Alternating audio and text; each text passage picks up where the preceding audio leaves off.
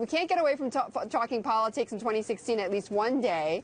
Mike Huckabee here, teasing. I mean, come on. In all likelihood, he's going to run, right?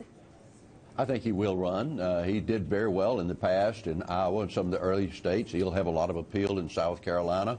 So, yeah, I think he's going to get in. Okay, so he will. So very likely he's going to run. What do you think is going to be the appeal of Mike Huckabee vis-a-vis the other candidates who have already announced? Well, he's been around the track a couple of times.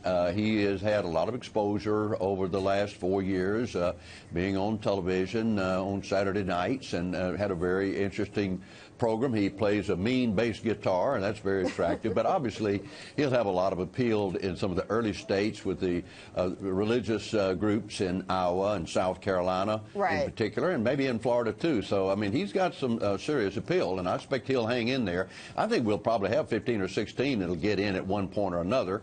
I think we'll get down to 10 or 12 that are serious, and we'll stay in there through the first 4 or 5 states, and then it'll eventually get down to the I guess the 4 or 5 even more serious or most serious. Okay, and who will we end up with, do you think, in your best guess, in your best estimate? Well, right now, I think Scott Walker has generated a lot of interest. Marco Rubio is doing very well. I watched him over the past weekend. His announcement and also his appearance in New Hampshire's got a lot of energy and a lot of appeal. If John Kasich, the governor of Ohio, gets in there, that'll be a very strong, impact, I think, on the field. Jeb Bush is polling very strong. But so who would you put Senator? Who would you put your money on?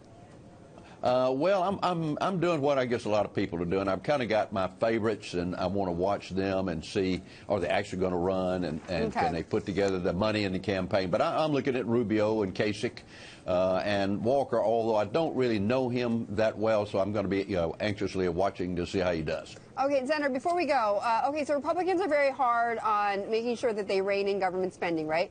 So we've had 3 different things that have happened in the last few weeks, Senator, I want to get your quick take on. House voted to repeal the estate tax, the payment to physicians of Medicare payments, tax break for small businesses to buy equipment, all of that amounting to almost $500 billion onto our deficit. So how can Republicans say that they are strong on cutting spending when they've just done those 3 things? Well, just like small business tax breaks, having watched very closely small businesses and having family members in that area, you give them incentives to do more in terms of technology and innovative services. It actually helps them create more jobs. So I think tax breaks or incentives for small businesses is one of the best things we do. That's where the most jobs are created in America anyway. But they're wrestling right now with the budget. How do you balance a budget, provide what we need in defense, and also make sure infrastructure spending is there too? So it's a challenge, but I think they can do it. All right, former Senator Trent Lott, thank you so much for joining me.